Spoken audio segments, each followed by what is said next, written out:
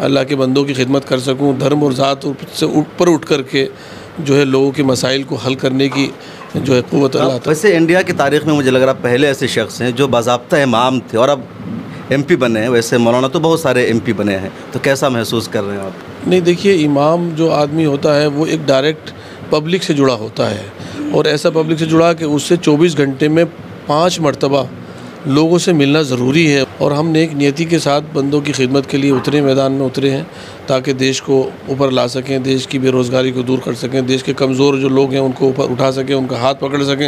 मिला टाइम्स में खुशामदीद। मैं हूं शम्स तबरेज़ क़ासिमी और मेरे साथ मौजूद हैं मौलाना मुहिबुल्लाह नदवी, पार्लियामेंट वाली मस्जिद के इमाम हैं। और सबसे बड़ा तारुफ ये कि रामपुर लोकसभा सीट से लोकसभा का चुनाव जीत चुके हैं और एमपी बन चुके हैं।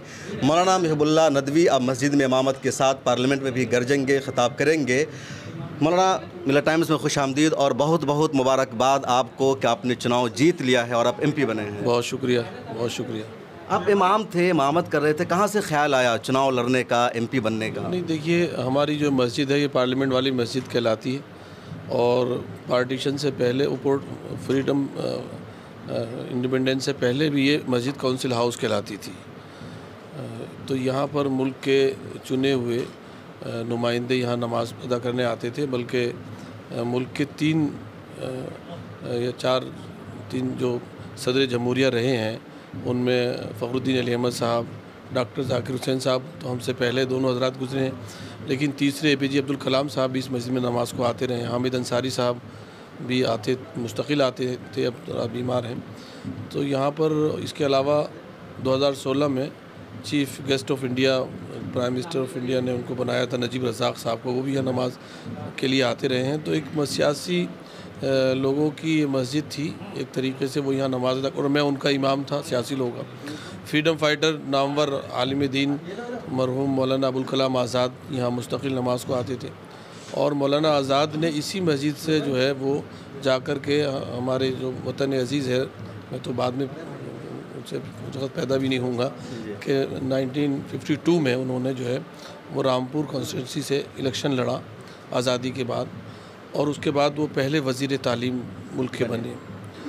तो ये एक कम्बिनेशन भी था और जनाब अखिलेश यादव जी ने जो है वो इस ऊपर वाले ने उनको ये वो दिया कि उन्होंने मुझसे कहा कि आपके अपने ख्याल में था कि चुनाव लड़ना, आपने ख़ुद कांटेक्ट किया, ख़ुद अखिलेश यादव ने आपसे रब्ता किया कि जाइए चुनाव लड़िए? ये इत्तेफाक हुआ कि मुलाकात में डॉक्टर शफीकुर रहमान बख्श साहब इत्तेफाक से आए और उन्होंने जो है वो इस चीज़ को बड़े उसके साथ में रखा कि, और फिर अखिलेश जी ने खुद फरमाया कि आपको सियासत में आना चाहिए। मैंने ये भी कहा कि 2027 में मैं सोच सकता हूँ, लेकिन उन्होंने कहा कि नहीं 24 में, उन्होंने कहा नहीं 24 में आप आइए।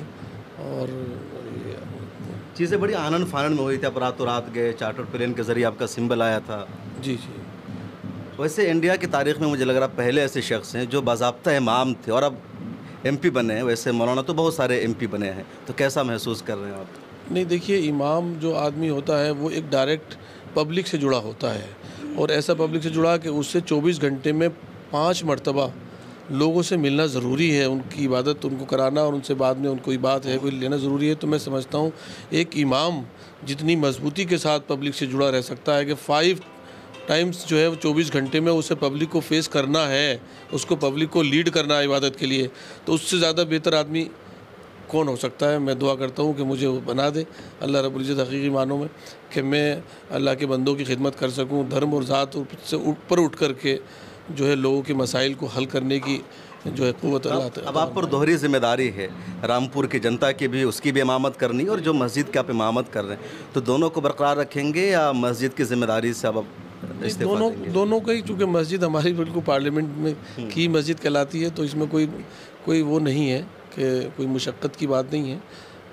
जो है वो दोनों जगहों पर जो है इंशाअल्लाह नुमाइंदगी होती रहेगी। आजकल चूँकि वसाइल का दौर इतना है कि कहीं से भी कोई भी चीज़ एक बार विज़िट करके आ जाए, हफ्ते में 1-2 दिन रहकर आ जाएं, उसके बाद मुस्तकिल, तो मैं समझता हूँ उन लोगों से ज़्यादा वक्त देंगे हम। जिस तरह की रिपोर्टें हम अपने कलीग की सुनते आए हैं कि सालों साल में 1-2 चक्कर लगाए, हम तो इंशाअल्लाह बहुत ज़्यादा मेहनत करेंगे इंशाल्लाह। जब आप चुनाव लड़ रहे थे तो खबर आ रही थी कि जो आज़म खान साहब का ग्रुप है वो आपके ख़िलाफ़ है, उनका सपोर्ट नहीं मिल रहा है, बीएसपी को उन्होंने सपोर्ट कर दिया था। तो किस तरह के चैलेंजेस का सामना था? टाइम बहुत कम मिला था आपको अपने इलाके में। देखिए, किसी की ऊपर वाले की मदद हमारे साथ थी और है इंशाल्लाह, और हम नेक नियति के साथ बंदों की खिदमत के लिए उतरे, मैदान में उतरे हैं ताकि देश को ऊपर ला सकें, देश की बेरोज़गारी को दूर कर सकें, देश के कमज़ोर जो लोग हैं उनको ऊपर उठा सकें, उनका हाथ पकड़ सकें और जो संविधान है उसको बचा सकें। तो इस सिलसिले में हमें अपने वतन अज़ीज़ के तमाम लोगों से, शहर देहात, हर ज़ात बिरादरी, हर कौम, हर मज़हब के लोगों से सपोर्ट मिला है और हम इंशाल्लाह उनकी उम्मीदों पर पूरा उतरने की कोशिश करेंगे। क्या कुछ करेंगे रामपुर के लोगों के लिए स्पेशल जो अब तक नहीं हो सका रामपुर में? देखिए, सबसे पहली बात वहाँ पर जो आजकल मसला है कि लोगों में गैप है, लोग दबाव और तनाव का शिकार रहते हैं।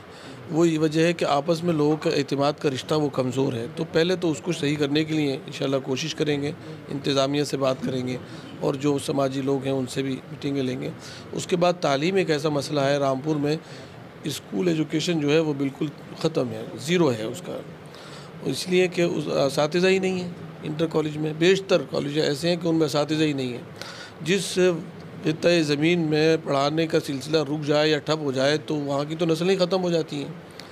तो ये तो बहुत बड़ी बात है कि देश के एक हिस्से में जो है वो क्या वजूहात रही, मैं नहीं वाकिफ़ हूँ उनसे, जो भी रही वो एक अलग विषय है।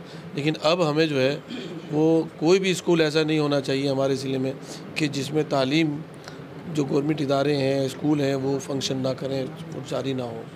तो तालीम सबसे बड़ा मसला है। उसके बाद फिर हेल्थ सेक्टर है। रामपुर बरेली और मुरादाबाद के दरमियान है, लेकिन मरीज़ सीरियस आते हैं दिल्ली आते हैं या फिर उत्तराखंड जाते हैं, लोगों को बहुत परेशानी होती है। तो हम चाहेंगे कि हेल्थ सेक्टर वहाँ का जो अस्पताल हैं जो वो बहुत अच्छे हों और लोगों से अपील भी करेंगे कि उसमें हमारा ताउन करें। तीसरी चीज़ जो है वो बेरोज़गारी है।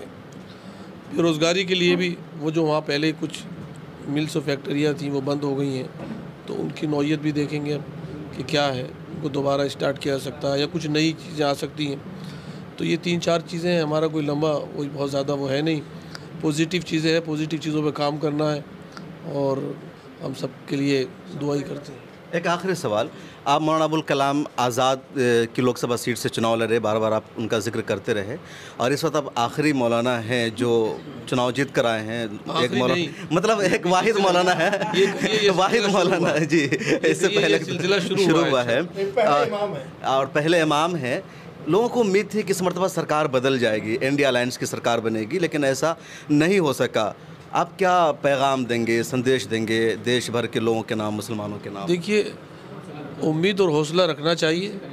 इंशाल्लाह उम्मीद है कि अल्लाह बेहतर फ़ैसले करेगा और लोगों ने जिस समझदारी का सबूत दिया वो बहुत बेहतर हुआ और सब चीज़ें एकदम से नहीं हो जाती, उसमें भी कुछ मसलियत खुदाबंदी होती है, लेकिन उम्मीद है कि अल्लाह ताला और बेहतर करेगा हालात इंशाल्लाह। तो हमारे साथ है मौलाना मुहिबुल्लाह नदवी साहब, पार्लियामेंट स्टेट वाली मस्जिद के इमाम और अब रामपुर से MP बन चुके हैं। मौलाना से हमारी बातचीत आपको कैसी लगी कमेंट सेक्शन में ज़रूर लिखेगा। फिर मुलाकात होगी। बहुत शुक्रिया मौलाना।